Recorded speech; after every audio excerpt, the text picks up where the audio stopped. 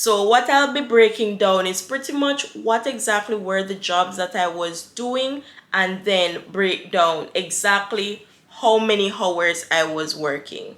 Now, one of the biggest questions that I get, and for some people it wasn't a question, it was a statement where they were telling me that I cannot be working so many hours and get good grades. Like, it's just not gonna work and I'm gonna fail all my courses, which did not happen, by the way. So I did continue to get very good grades even though I was working this many hours. So the main reason why I joined the co-op program is because when I was doing research about Canada, I got to hear that there are many immigrants that cannot get a job in their field from their previous work experience. So when I heard that, I was like, I need to gather at least 1 year worth of work experience while I'm in school, so that when I finish school, it's not as difficult for me to get a job in my field. So year one, when I came to Canada, I worked 12-hour shifts during the summer. So the entire summer I was doing 12-hour shifts, and then when you work on Saturdays, it's considered double time. So double time just means that you get paid double the amount. So if you work on a Saturday, basically you get 2 days worth of income for that one Saturday that you worked. So that's a good way to get overtime. So when September rolls around, the immigration rule that you have to follow is that you can only work for 20 hours. During the summer, you can work full time, but once the summer comes, you have to work 20 hours off campus and unlimited hours on campus. So hi there, welcome back to the channel. On this channel, I talk about life in Canada, studying in Canada, and personal development. So year two rolls around, January rolls around, because I started school January 2020. So January 2021 rolls around, and for that year, I work in one job for 40 hours per week, and then in the evenings I'd work for 4 hours for a couple evenings per week, and it totaled to 20 hours.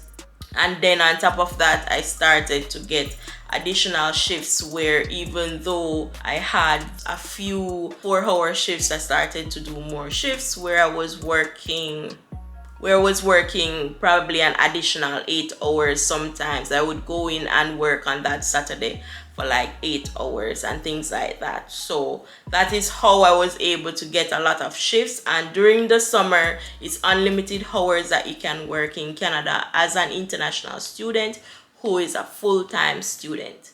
If that is your situation, then you can work unlimited hours during the summer. You can work as many hours as you can manage to work.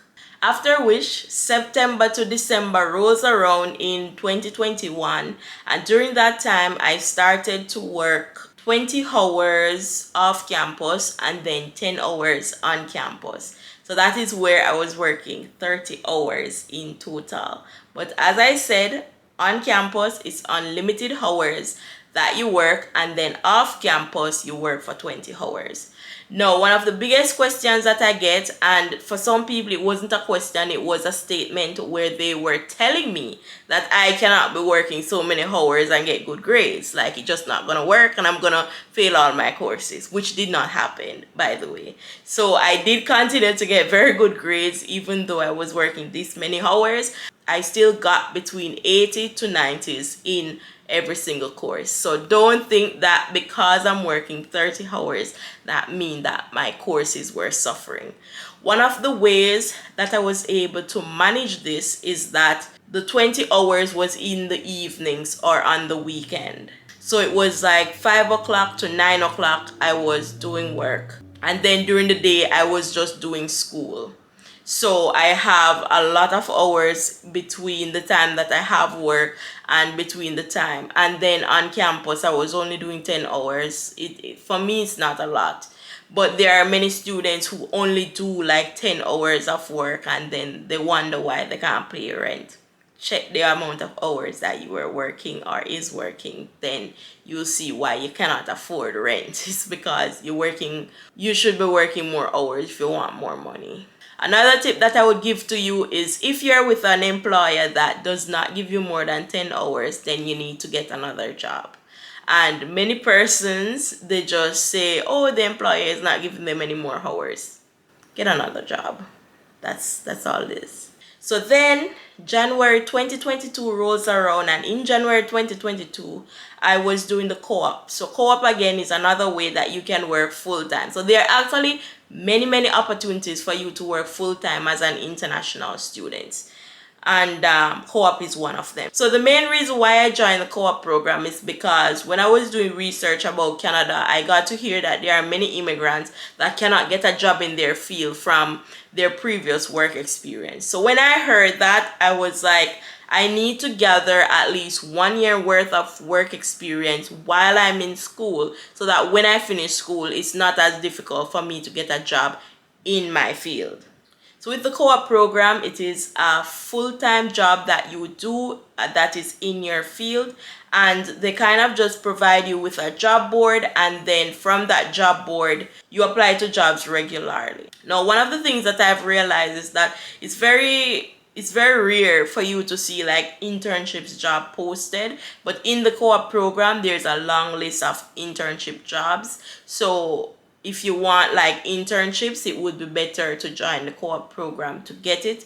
If your program allows you to do co-op work, do it. I know that the drawback of it is that you have to pay a certain amount of money to do it, but it's actually worth it at the end of the day, unless you actually land a job that is in your field. If the job is not in your field, then it's worth it to still do co-op. So if you're in a job and it's not necessarily in your field, like there are people who work at McDonald's, the main thing about it is really to get a job that is in your field. So I did January to April, so that is actually during the academic semester.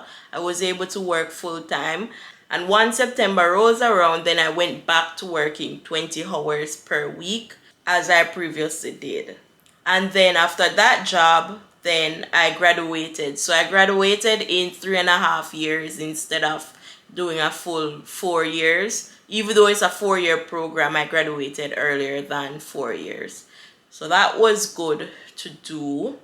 And if you're wondering like how you're able to balance this all, it is really about avoiding procrastination. Like pretty much you need to eliminate procrastination. You cannot procrastinate if you want to balance your time.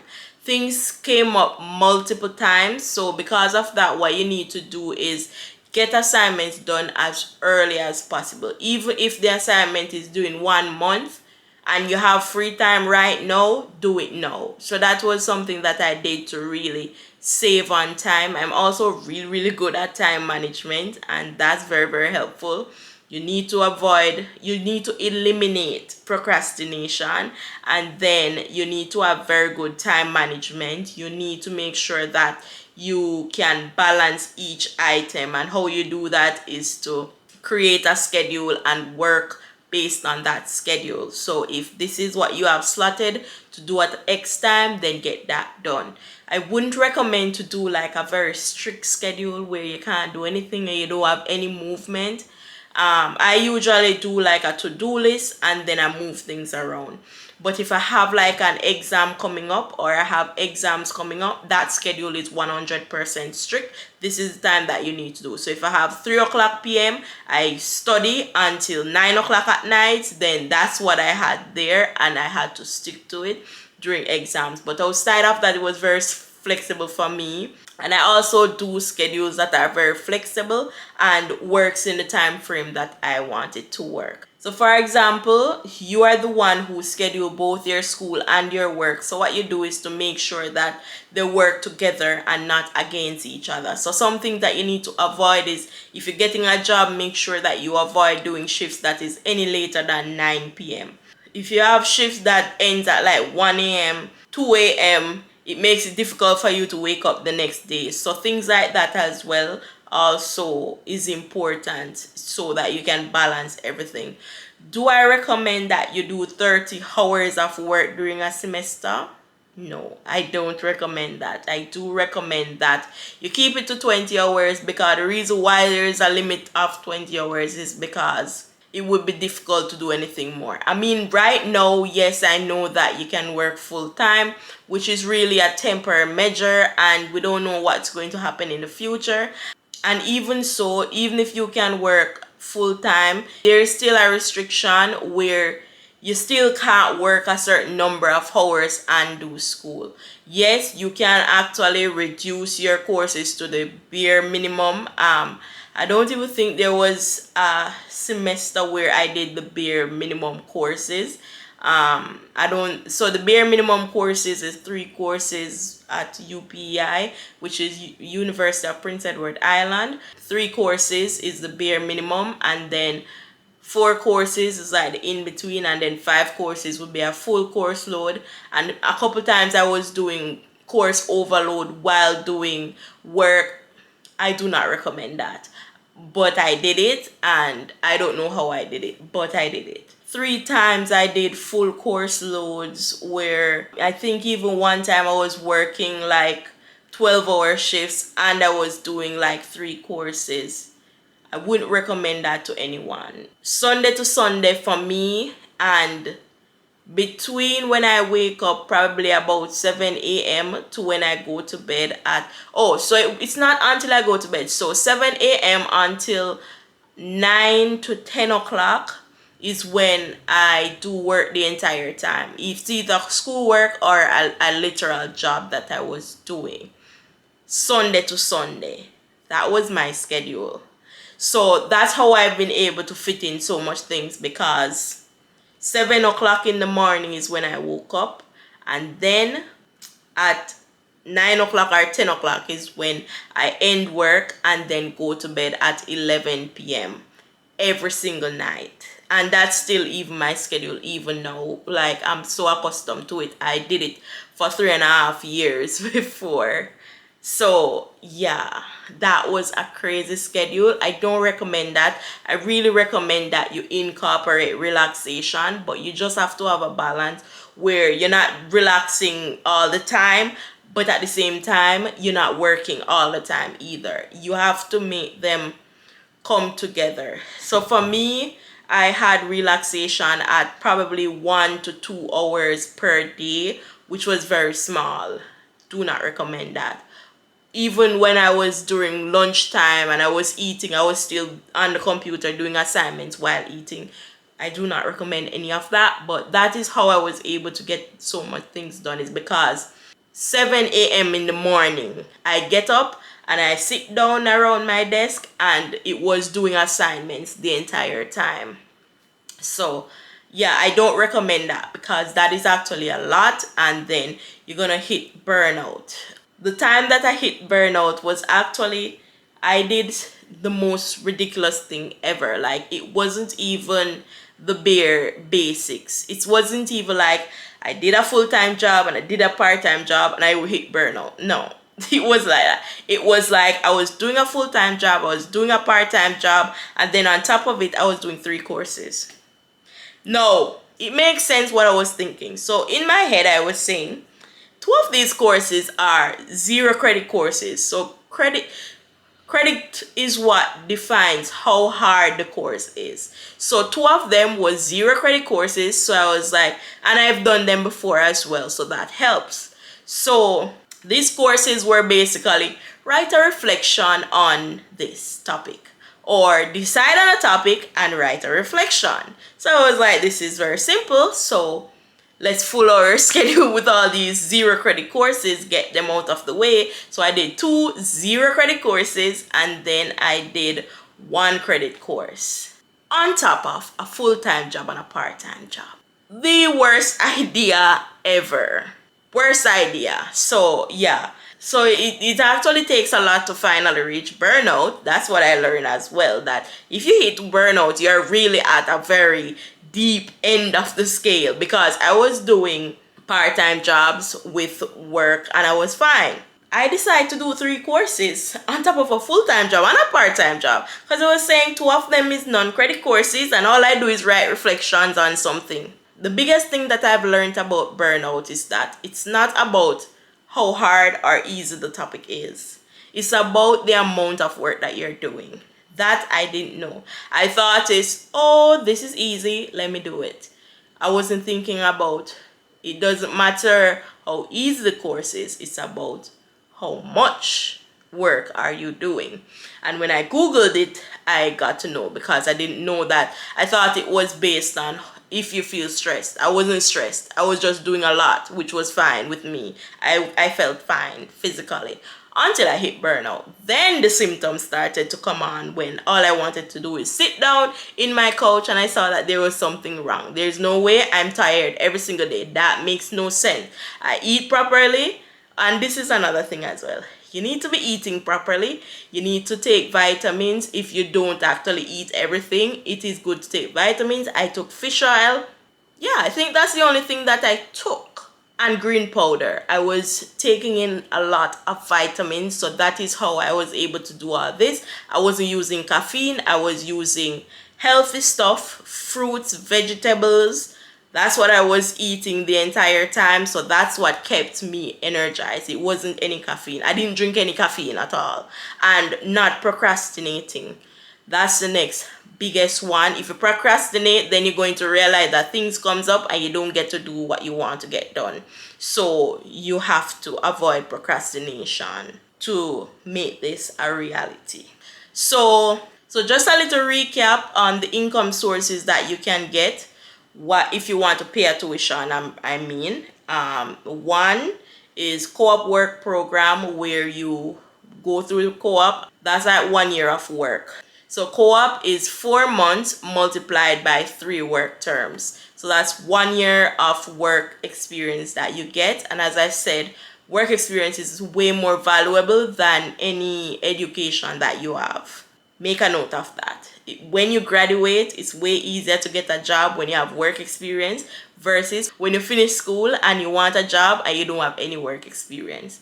It's better to have work experience. Get at least 1 year worth of work experience. That will make you 100% stand out to any employer, and you're definitely gonna get a job within the first month of trying to apply for jobs. If you leave school and you don't have any work experience, it's going to be the hardest thing to get a job. I'm telling you that. I remember when I went to college a couple of years ago, and when I finished, I took like 9 months before I finally got a job.